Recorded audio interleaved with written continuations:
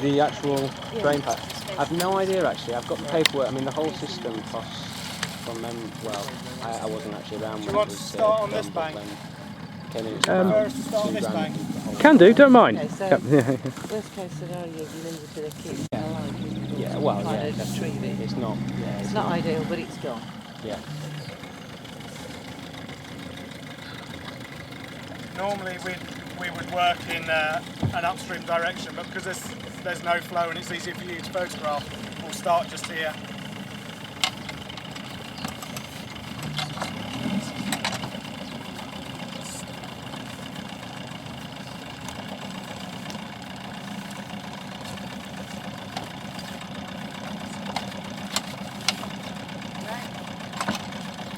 Okay, when you're ready.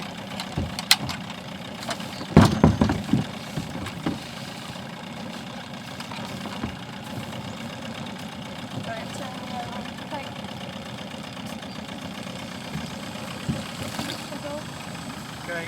There's one on each rope, so Julie's got the bottom rope. As they move across, they'll let it out and let it go down. You can see it start to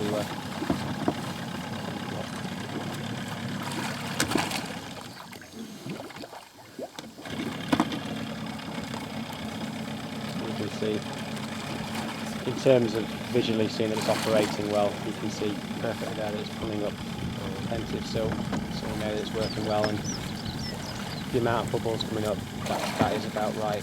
You're right with your ropes like that? You don't want too many.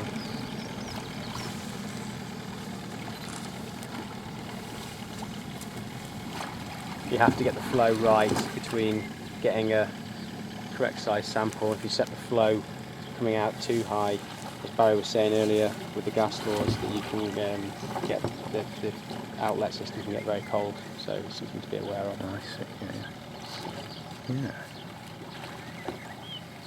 But you'd never really turn it up, you shouldn't really turn it up that high anyway. Right.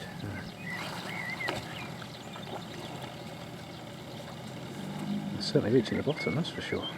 Sorry? They're certainly reaching the bottom. Yeah. You can see it on the bottom.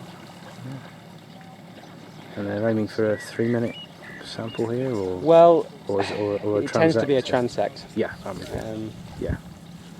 I mean, that's probably again something to consider with the yeah. because occasionally, if you bring it up and it's been scoured and you haven't got it quite right, and you've literally got no sample, you have to do another transect with a higher air setting. Yeah. So obviously that's something we need to look at in terms of standardisation. Yeah. I think something to note is obviously that they're taking the weight of it on the ropes, and you'd never take the weight of it on the air hose. Absolutely, yeah. That's good. But have you ever wondered about having the rope and the airline integral and all bundled together? Is that or one of them? I think it'd be quite difficult to deploy, and the other thing is with the two ropes you can get quite a lot of manipulation. Yeah. With the air hose itself, you can kind of feel as it is, and you can feel the pressure on the different ropes and pulling it across the bottom. Yeah. The other thing obviously is if you hit any snags, you want to be able to manoeuvre it. Yes. As best you can. Yeah. By letting go of one rope and pulling on the They make it look very easy.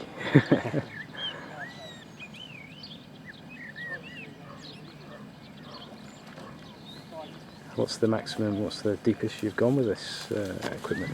I think some of the sites in the use are about 4 to 5 metres. Right, yeah, that's about the same as the D. I think we tipped out about the same sort of depth in the samples we did on the D. So they've checked it, look, and they've decided that they haven't got a very good sample. Right. So they're going to carry on for a bit. Yeah. This is where it's important to have the... tighten up the rope and then nose it round. This is quite an important part of the operation.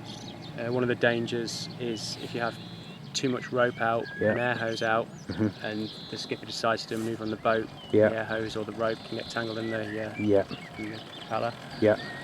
So that's something that the skipper is always aware of. That's why he's in charge of the overall operation. Right. Just as you heard Barry say there, if he's going to do a manoeuvre like that, he'll always tell them to tighten up. Right. Bring the ropes and everything in close to the side and bring the air hose in. Right, so there's no sort of confusion on board about what's going on. Yeah, the skipper's in charge, basically. Good, yeah. So, how do you have to modify this when you go to flowing water? So you've got the body of the water moving along. Yeah, I mean, it's quite. The thing is, we don't airlift in high flows. Right. I mean, the ooze flowing down the Yeah. ooze is probably the highest flow we'll get, which is quite. I mean, it's not like this. It's something in a lake, isn't it? But you know, you can get quite a good flow on there. Yeah. How we would do it, what you could do, if you wanted to, if you had a very high flow, you could kind of drift down with the flow. Yeah, we've certainly done that in the past. Yeah. But what we tend to do is not sampling flows where it's strong enough to take the airlift away from you. Yeah. So what we'll do is Barry will actually back the boat up across the river. Yeah. So I'll almost be sheltered on the Yeah. on the downstream end, and I'll drop it off there and just take it with me across the river. Right.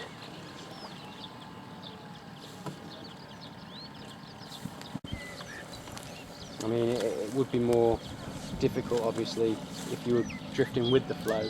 Yeah. You'd run the risk of kind of running over, Yeah. the airlift and the ropes Yeah. with the boat. Yes. So we tend to go against the flow and go back upstream with it, so that you're always working downstream with the airlift. Yeah. Yeah.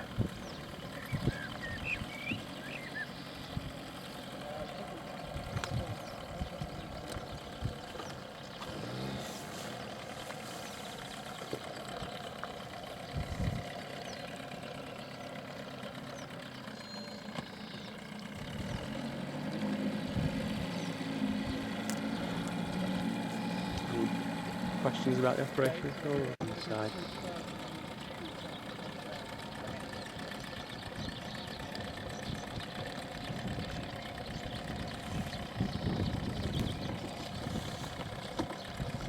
So just before, I missed it, didn't hear him say it, but just before the samples retrieved, she would have turned off the air. Right. Forced it onto the boat. So she's now going to do the margin sample And this is on from the marginal boat. sweep now, yeah. Yeah. Whilst Joanna's can do the paperwork and sort out the sample as it is. So you'd normally do this from the boat rather than sort of climbing out. Yeah, the preference would be to do this from the boat like he was doing it. Yeah. I suppose it means you can get at the whole of the river, really, can't you?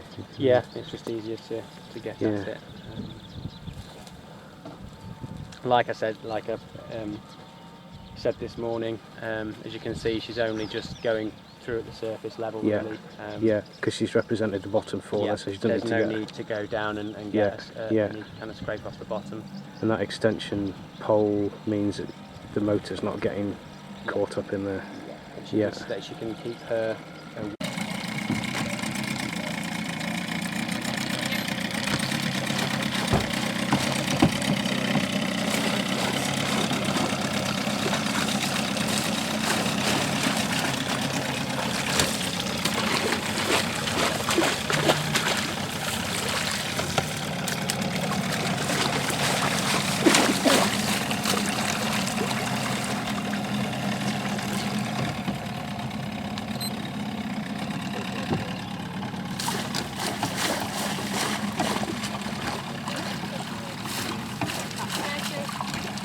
Stand You're and heading work. up to Lofton now, aren't you?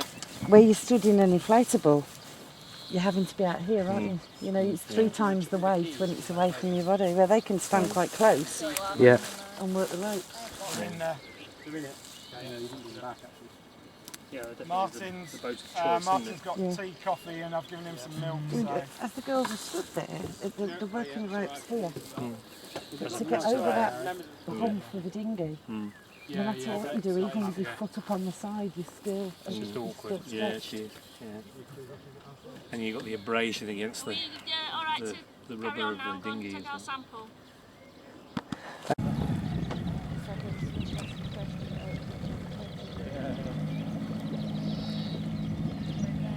Fairly smooth.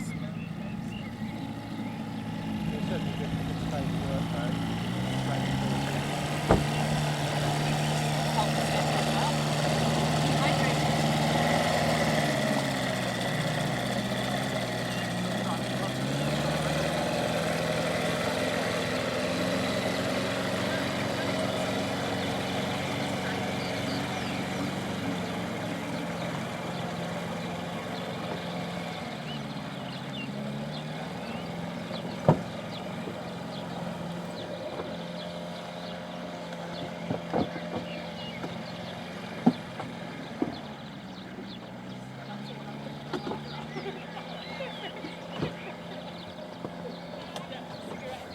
all locked up, should be. Yeah. The purpose of the video is very not